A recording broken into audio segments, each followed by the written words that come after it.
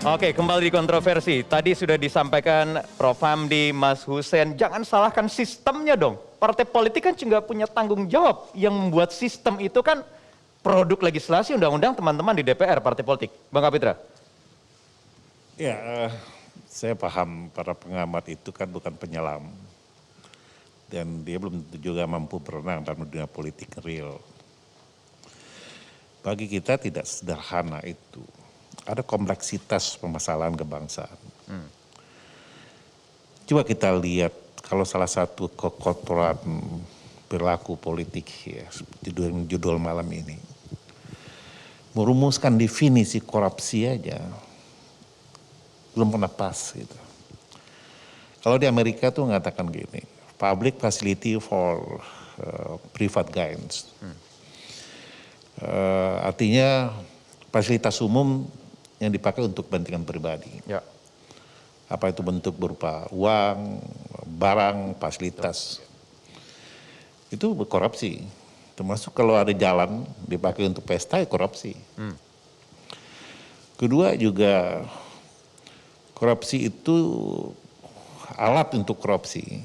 Kalau kita bicara kekotoran politik itu, raja daerah itu korupsi salah satunya. Itu bicara soal abuse the rights ya, penyalahgunaan kewenangan dan penyalahgunaan kekuasaan, abuse of power.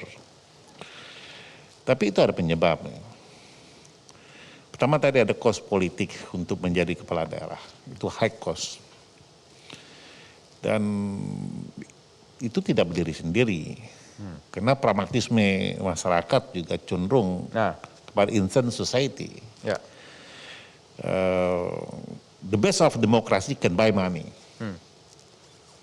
Karena tidak ada calon yang dipilih karena dia punya kualitas dan kemampuan, integritas. Tapi pasti dilihat performan ekonominya. Sehingga tidak heran kalau kos politiknya jadi besar. Bagi calon-calon yang punya kualitas, yang minus pendapatan atau margin, tentu akan muncul orang-orang yang punya sense of business dalam dunia politik. Kedua juga ini tidak pernah berdiri sendiri. Antara kepala daerah dan eksekutif dan legislatif juga saling menyandra.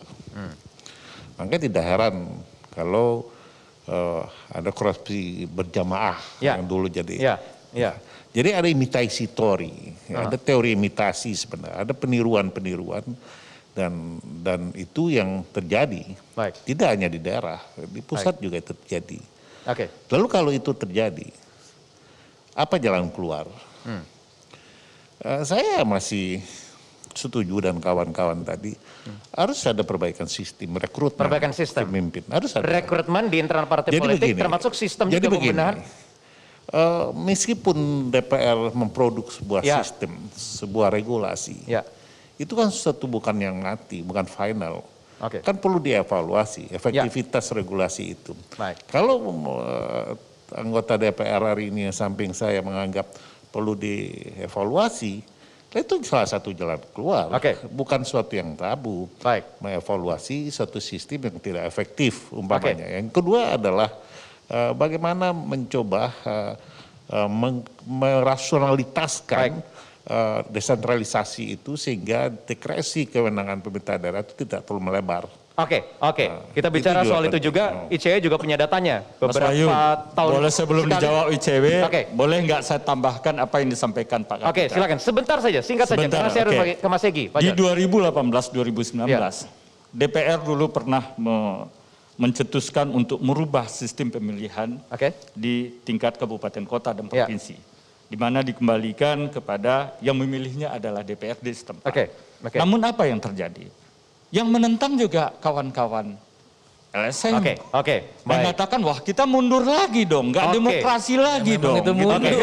Jadi kita jadi dalam posisi yang serba salah. Itu bukan solusi Mas Hussein? Bukan solusi? Bukan solusi. Solusinya kalau demikian, kalau seumpamanya apalagi solusi yang kalau tidak kita kan tadinya kan mencegah supaya jangan terjadi biaya tinggi, kos yang tinggi sebagaimana yang disampaikan oleh Pak Didi, gitu kan ya. Baik. Kalau menurut hemat kami, kita belajar dari pengangkatan bupati, wali kota di era zaman dulu diangkat oleh DPRD. Ya kan sama-sama kita lihat tidak seperti sekarang ini. Oke, baik Pak John. Namun kami mendapat tantangan dari masyarakat. Wah, kita mundur lagi, demokrasinya di mana? Baik, Pak John. Mas Egy, silakan. Benar tidak apa yang disampaikan Pak John tadi? Mas Egy juga punya catatan sendiri. Kenapa beberapa kali itu korupsi keuangan daerah ada di posisi teratas kasus korupsi di tanah air tiap tahunnya? Ya, oke. Yang pertama mungkin saya mau bilang begini dulu ya. Kalau kita melihat fenomena korupsi kepala daerah, ini tidak terjadi hanya 1, 2, atau 3 kali di tahun 2022. Tapi juga ini terjadi ratusan kali. Kalau kita lihat datanya KPK misalnya, KPK sendiri mencatat sejak mereka berdiri, paling tidak ada 150 lebih kepala daerah yang tersangkut kasus korupsi. Belum lagi dengan APH yang lain, kejaksaan, kepolisian. Ya. Jumlahnya bisa ratusan kali lipat kalau dengan tapi yang paling dominan kepala daerah memang? Ya salah satunya kepala daerah, di luar aktor yang lain ya. Nah artinya apa? Kalau sudah beratus-ratus kali begini, nggak bisa lagi disebut sebagai oknum. Begitu, ini tanggung jawab bersama, semuanya. Tapi di luar itu tentu parpol menjadi yang paling bertanggung jawab. Karena bagaimanapun mereka yang mengusung kepala daerah ketika mereka maju dalam kontestasi pilkada. Begitu. Nah kalau saya sih simpelnya ingin menyebut bukan hanya masalah rekrutmen politik oleh parpol, tapi parpol sudah gagal dalam melakukan proses rekrutmen politik. Karena yang dihasilkan ya kita tahu sendiri seperti apa, gitu ya. Korupsinya marak, mereka nggak kompeten, gitu ya. Kalaupun tidak punya, tidak tersangkut kasus korupsi. Jadi hal itu buat saya harus disoroti betul, gitu.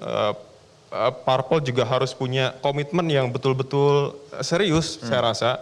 Kalau Mas Hussein bilang tadi, ya minta maaf dong parpol, gitu. Kalau menurut saya nggak cukup dengan minta maaf. Kalau perlu kader yang melakukan tindak pidana ataupun kejahatan lainnya, apalagi tindak pidana korupsi, ya dipecat gitu.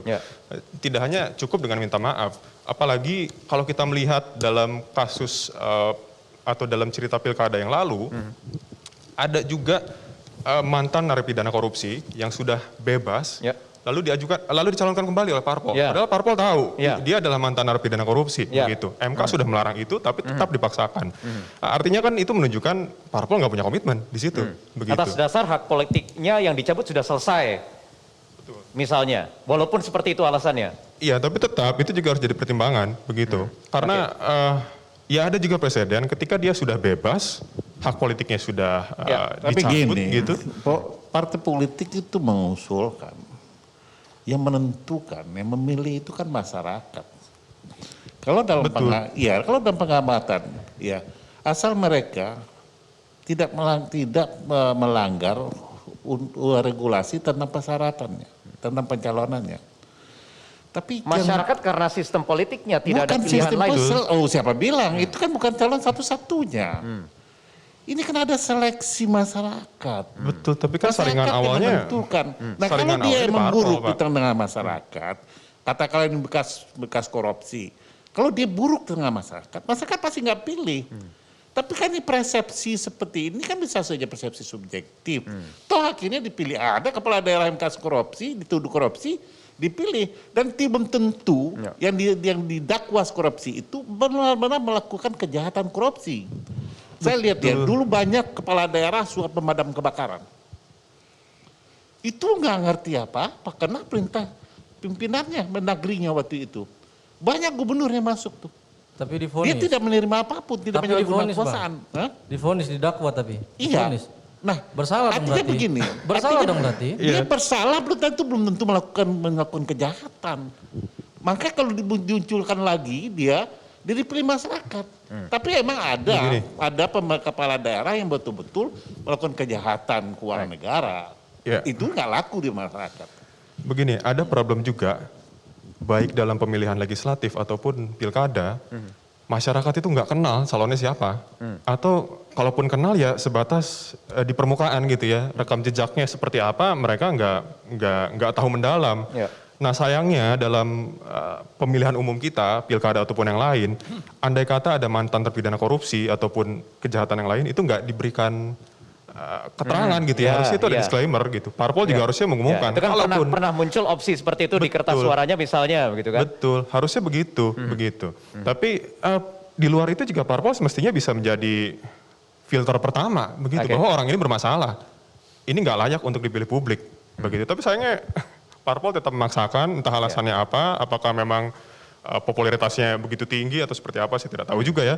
Tapi semestinya parpol sekali lagi tidak melakukan itu. Atau tidak ada pilihan lain Mas Hussein? Ya itu, makanya tadi betul kata Egy.